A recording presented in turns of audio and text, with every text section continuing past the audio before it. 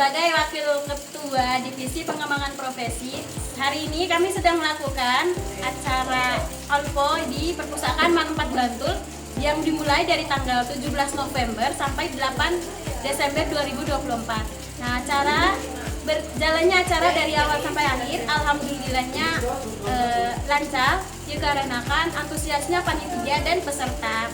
Terus panitia dan peserta juga sangat bekerja samanya luar biasa. Oke, itu saja. Bye-bye, sampai jumpa di Olpo yang keempat. Hai, perkenalkan, namaku Intan Gina dari Divisi Pengembangan dan Pengabdian Masyarakat. Kesan saya mengikuti pelatihan Olpo kali ini mendapatkan pengalaman yang sangat tidak terlupakan karena saya tuh jadi tahu bagaimana caranya mengolah buku dengan baik dan benar, dimulai dari menginventarisasi, terus menginput buku, memberikan nomor panggil sampai dengan shelving ke rak-rak yang sesuai nomornya. Kemudian untuk pesan Olpo di tahun depan, semoga ya lebih baik dari tahun ini dan orang-orang yang ditugaskan lebih bertanggung jawab lagi.